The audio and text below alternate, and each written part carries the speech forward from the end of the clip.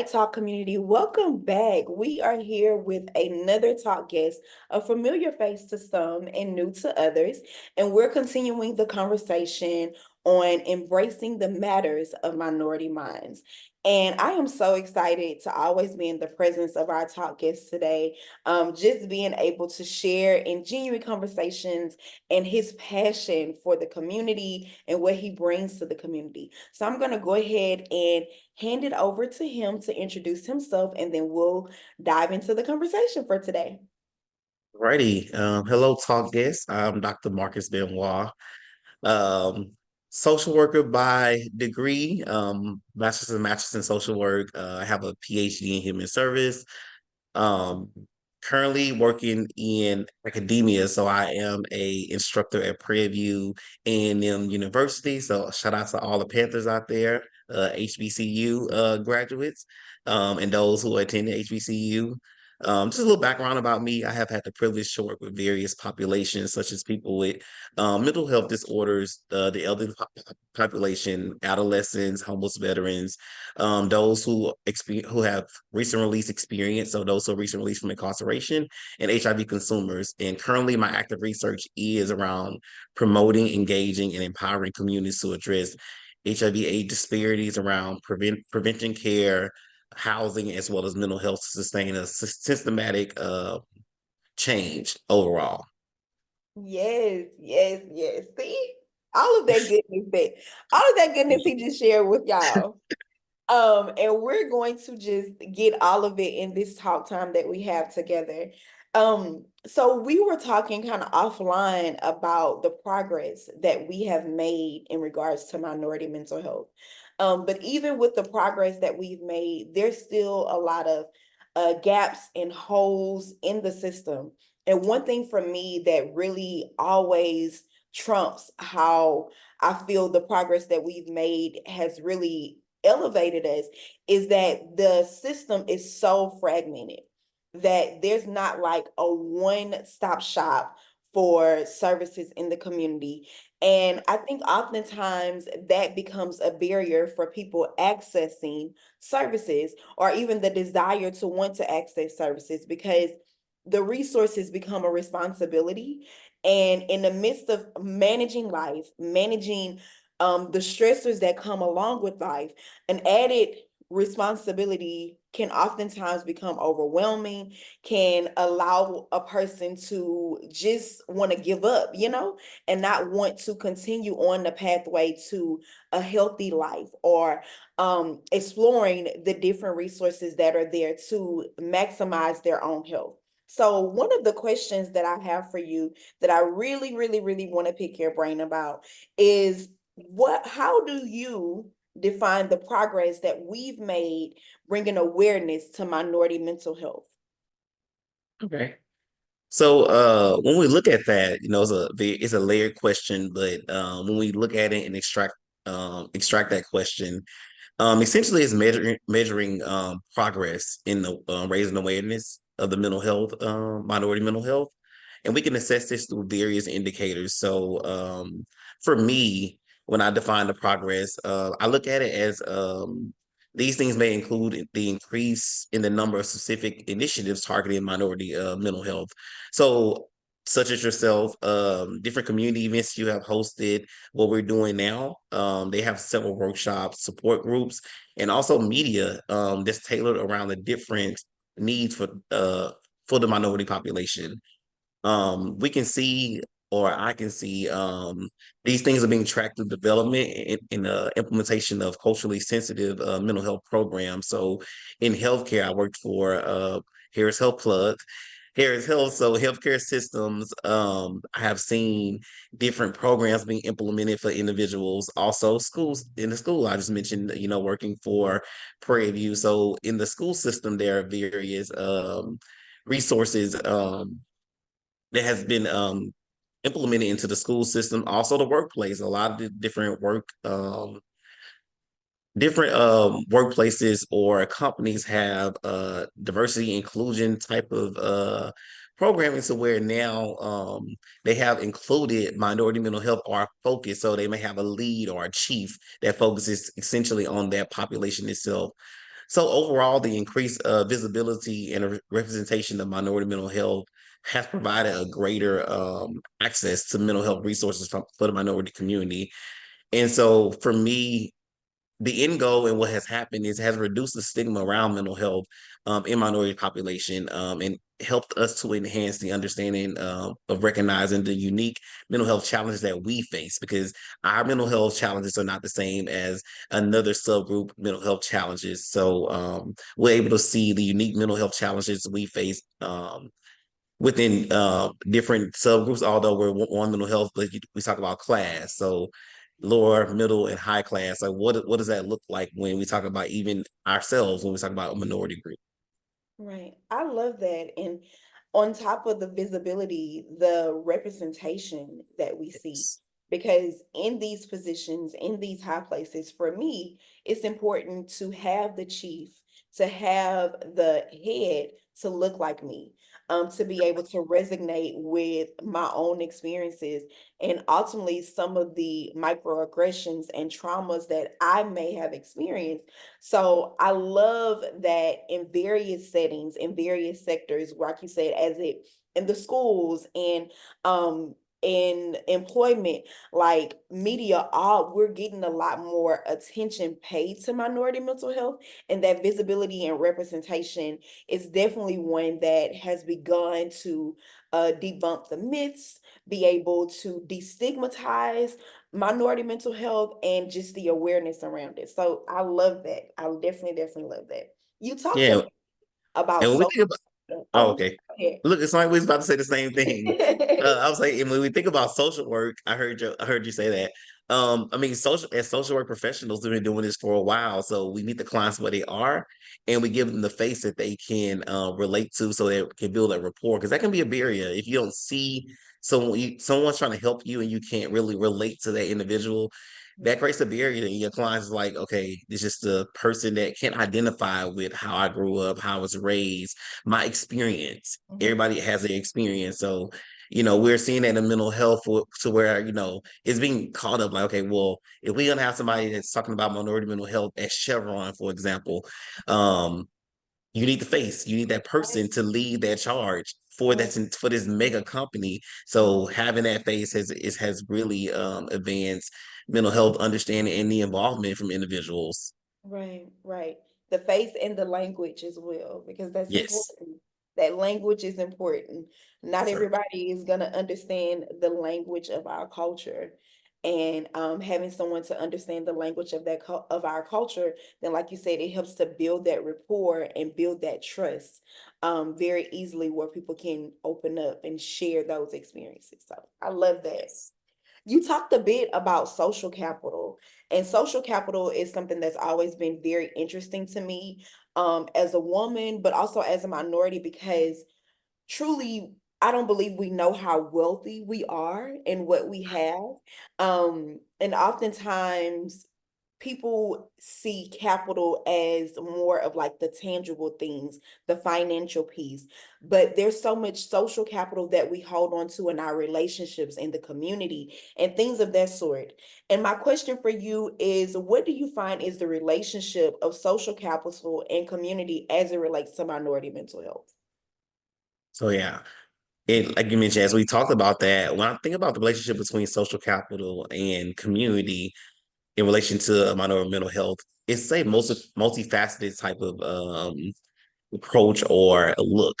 Um, so when we talk about addressing mental health disparities, we have to look at what social capital encompass. So when we talk about social capital, a lot of people think about, actual tangible things, as you mentioned. But when we talk about what actually this encompasses, we're looking at networks, we're looking at relationships, we're looking at the norm that facilitate corporations within or among groups. This has been very profound, and it has a profound impact on the mental well-being of minority individuals. So when we think about access to strong social networks, supportive relationships, and community resources, this can significantly contribute to just improve mental health outcomes within minority communities. So overall, community-based initiatives and organizations that actively foster these type of connections play a very vital role in providing available support and resources for minority individuals struggling with mental health issues. So when we think about investment, we always say money, things like that, but also investing in social capital and building inclusive community is essential for addressing mental health disparities, promoting overall well-being within our community. So, such as what we're doing now, just investing into that social capital. And when individuals see this, we're actually putting forward and promoting overall well-being and education around minority mental health. Right. I love that. And to sum that up in layman's terms, your brunch group don't just have to be a brunch group.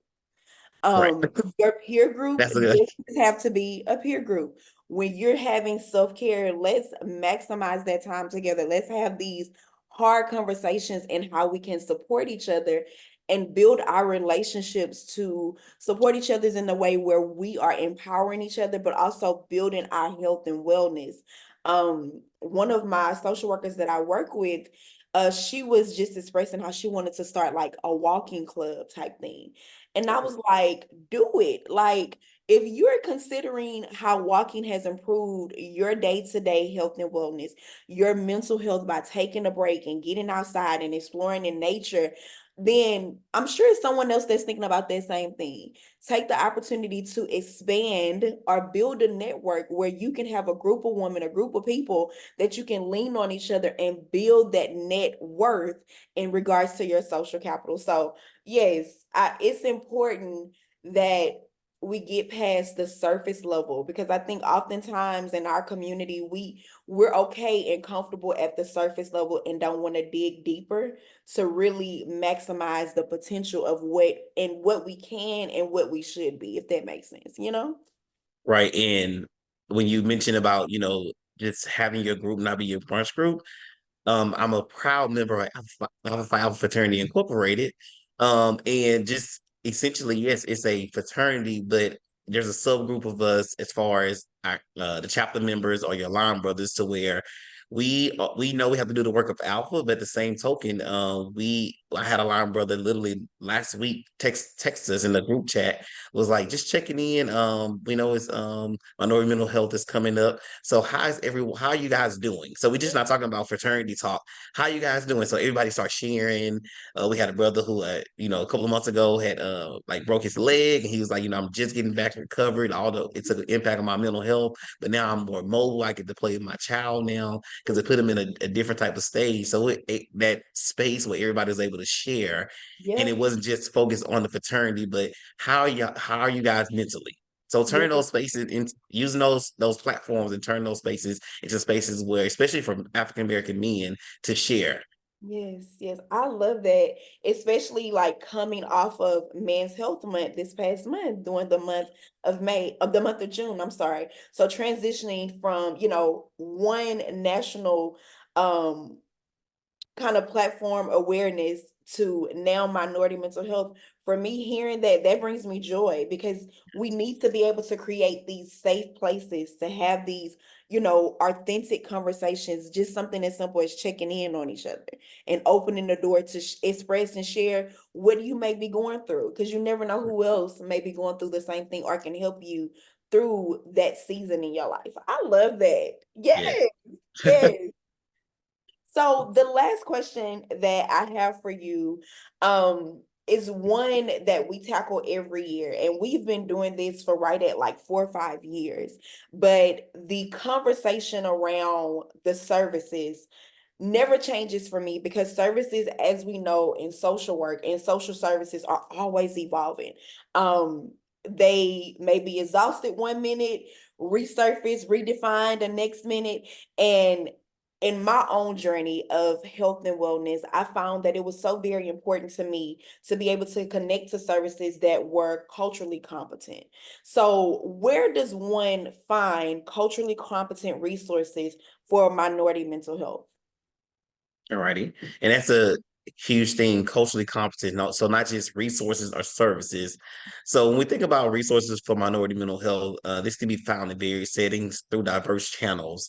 So we think about our healthcare organization. So many healthcare providers offer culturally competent healthcare services, and they're tailored to minority populations.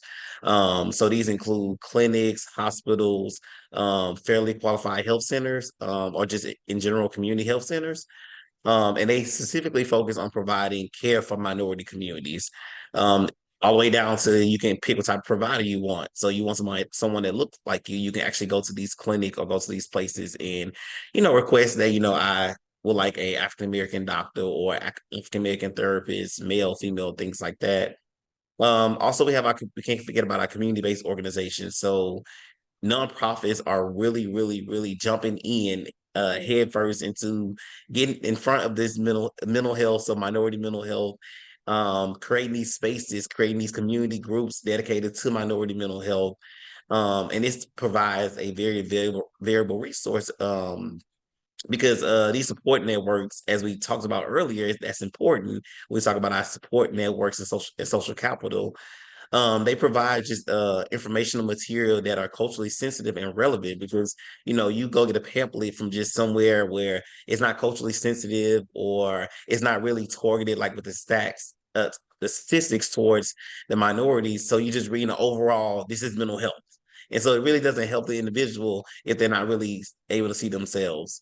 Um, we get educational institutions, as I mentioned, colleges and universities. We have now counseling centers or mental health services that are dedicated to the needs of minority students. So the institutions host various events. So in collaboration with the social work program, we'll get with these counseling centers and host events targeted for minority individuals.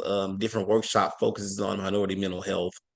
And then lastly, just online platforms, but also online platforms with mental health professionals like you and myself. So online platforms provide numerous online resources, including website, forums, and support groups. And they're targeted towards minority mental health issues. And then we think about having those right individuals in the right places. So mental health professionals who are culturally competent on mental health. This includes therapists, counselors, social workers who specialize in working with minority populations, and they can offer and tailor support and resources for those individuals. One thing, and I love you sharing that, especially on the college campuses, because, and I don't want to like give my age or like my era away, but like when I was in college and I didn't go to a HBCU, but I have a true heart for HBCUs. Um, I didn't go to a HBCU, but I don't recall like culturally competent social services or therapeutic services being offered on college campuses. And I mean, I'm a cougar. I love my alma mater. I'm UH Yes. all the way. But like being able to now see in those places and spaces in large universities, being able to have a place for me makes me feel good. It makes me feel good because I now have a daughter that's going into the college experience and the college life, and knowing that she'll be able to tap into those resources, that's so very important to me because that's a pivotal moment in your life, your college years, and where I feel you truly like identify and find yourself. So I'm gonna give you a task because I always have a task for everybody. So Taraji P. Henson is very big in mental health awareness, and I want to believe it had to be like Howard. I think her alma mater, she has a mental health hub, and she's been focusing on HBCU. We need to figure out how we can get that to PV. And I'm gonna, task that for you to put on your things. Okay. Okay, Okay? I like that. Yeah, Yes. certainly. And you mentioned about so I didn't go to the HBCU either. So I can see the difference of going to a PWI versus teaching at a HBCU. And honestly, there is much more resources given. And even in the social work program I teach in, we focus on Afrocentric approach. Mm. And so that's looking at seeking and conducting research and education on the global history subject for historically African or African American people in policies. So just seeing those how things are changing, like I'm UH alum as well as Stephen F. Austin alum as well. And so when we think about, the spaces we went in or we were when we went to college, just seeing how it, and not going to HBCU and now being in that space and seeing how progressive they are with Mhm. putting minority mental health in the forefront, it really shows that hey, we got to make sure our students are great so we can graduate individuals that have, I mean, we know college is stressful, so just making sure that you not only pushing education, get out of here, graduate, and become a PV alum, but come out of here and have a sane mind and be able to be Yes, successful and really represent Prairie View and say, I went through a very rigorous program, but guess what? I graduated. I am proud, yes, and my mental health was intact. yes. I love that. I love that. Thank you so much. I appreciate you like taking the time and sharing your wealth of knowledge and experience with us and just being able to be a part of the conversation. I'm a firm believer that it all starts with the conversation, and that's why our motto is to always keep talking. Because when you keep talking, you open the door and the opportunity to continue these conversations, not just in this platform, but in your own, peer groups, in your own social capital and networks. And I love just being able to bring the awareness and insight to our community so that it can extend and expound there and beyond. So thank you for sharing this time with us. You're definitely more than welcome to share how people can follow you, be a part of what you have going on, and support you in the community as well. Yeah, I'm like young old, so I still have my Facebook. So I'm just simply Marcus Benoit on Facebook, and I'm on LinkedIn. So my name on LinkedIn is Marcus Benoit as well. So like I said, I'm very simple. I don't have a lot of time for social media, but you Yes, can follow me there, and feel free to message me there, for resources or reach out directly to Miss Tiffany and get my information. And yeah, so feel free to share my information as well, and I'll send it to you. thank you so much. Thank you for being a part, and thank you, community, for joining us. And as always, we encourage you to keep talking. Yes.